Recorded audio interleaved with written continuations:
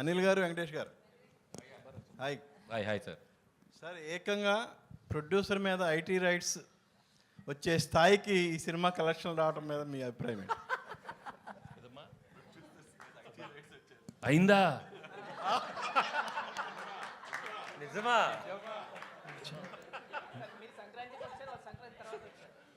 అన్నీ అవుతాయి, వాళ్ళు కూడా అన్నీ అవుతాయి, అన్నీ బాగానే అవుతాయి. అంటే సంక్రాంతికి వస్తున్నాం అని చెప్పి మేము టైటిల్ పెట్టాం కదా, వాళ్ళు కూడా గట్టిగా ఫిక్స్ అయినట్టుంది. మేము సంక్రాంతికి వస్తున్నాం అని చెప్పి వచ్చేసారు వాళ్ళు కూడా. కాదు అరే అనిల్ గారు, ఇప్పుడు పాపం మీ ప్రొడ్యూసర్ ఏమో బాధలు ఉంటే మీరు సక్సెస్ చేసుకోవడం కరెక్ట్. మా ప్రొడ్యూసర్ బాధలో లేరండి. ఇండస్ట్రీలో చాలా మంది మీద జరుగుతున్నాయి రైట్స్, ఆయన ఒక్కడి మీద జరగట్లేదు. అండ్ ఇట్స్ టూ చాలా, ఇది ఒక ప్రాసెస్లో భాగమే. ప్రతిసారి 2 ఏళ్ళకి ఒకసారి 3 ఏళ్ళకి ఒకసారి ఇండస్ట్రీ మీద కానీ బిజినెస్ సర్కిల్స్లో కానీ ఐటీ రైట్స్ జరగడం సర్వసాధారణం.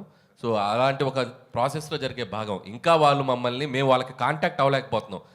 ఎవరో డ్రైవర్స్ నుంచి దొంగచాటుగా అక్కడక్కడ పట్టుకొని, సార్ మేము ఇలాంటివి చేస్తున్నాం అంటే రాజుగారు ఒకటే చెప్పారు, మేము వచ్చినా రాకపోయినా మీరు ప్రమోషన్స్ కానీ ఇంట్రాక్షన్స్ కానీ ఏవి ఆపొద్దు, ఈ సినిమా విజయాన్ని ప్రజల మధ్య మీరు పంచుకుంటూనే ఉండండి. వాళ్ళ క్లియర్ ఇన్స్ట్రక్షన్ మాకు ఉంది కాబట్టి హ్యాపీగా మేము మా పనిలో మేము సినిమా గురించి, ఇదేదో మా పర్సనల్ ఇది కాదు, సినిమా కోసం జస్ట్ కేమ్ హియర్. సుకుమార్ ఇంట్లో జరుగుతుంది, మీ ఇంటికి కూడా వస్తారా?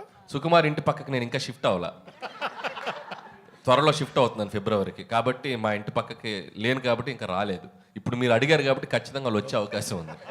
వెంకటేష్ గారు సార్, సార్ సార్ మా డైలీ ప్రొఫెషన్ వైజ్గా చాలామంది హీరోని కలుస్తూ ఉంటాం. బట్ క్లియర్లీ చెప్పాల్సింది ఏంటంటే వెంకటేష్ గారు ఒక డిఫరెంట్ కైండ్. ఎలా అంటే మీ సినిమాల్లో మీ మీద సెల్ఫ్ సెటైర్ వేసినా సరే గ్రేషియస్గా తీసుకునే యాక్టర్ మీరు. అలాగే ఇప్పుడు ప్రమోషన్స్ అంటే ఒక బార్ అనేది, ఒక రిస్ట్రిక్షన్ అని ఏమీ పెట్టుకోకుండా సినిమాని ఆల్అవుట్ ప్రమోట్ చేసిన హీరో మీరు. ఇప్పుడు ఆ తాలూకు ఎఫెక్ట్ అంతా కూడా ఇప్పుడు కలెక్షన్స్ మీద కనపడుతుంది. ఒక మాట చెప్పాలంటే ఇప్పుడు వచ్చే కలెక్షన్స్ ఎవ్రీథింగ్ మీరు you are more than deserved for it. Thank you. And Anil గారి గురించి చెప్పాలంటే క్వశ్చన్ ఏం లేదు సార్ మీకు, I just wanted to say. Thank you so much. Anil garu, తొందరలో మీ మీద కూడా రైట్స్ జరగాలని కోరుకుంటున్నాను. ఓరి నాయన, నిన్న మీకు ఒక జోక్ చెప్పాలి. నాకు నిన్న ట్విట్టర్లో ఒక ట్యాగ్ చేస్తూ ఒక ఫ్రెండ్, విజ్ఞాన్లో నా కాలేజ్ ఫ్రెండ్ అనమాట, వాడు నిన్న న్యూస్లో వచ్చింది నా మీద కూడా రైట్స్ జరుగుతుందని. ఇన్ఫ్యాక్ట్ నా మీద జరగలేదు.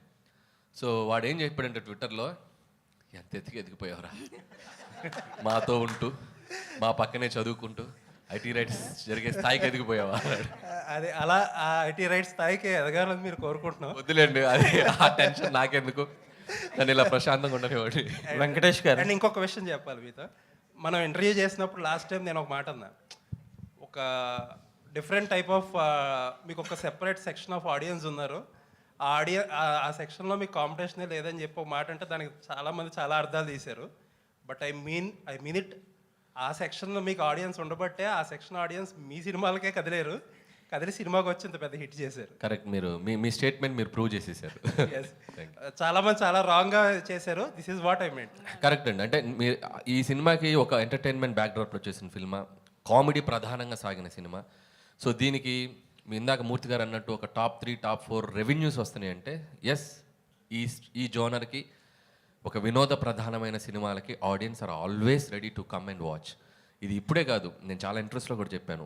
కృష్ణారెడ్డి గారు తీసిన ఎమ్మెల్యేలో ఇండస్ట్రీ హిట్ అయింది.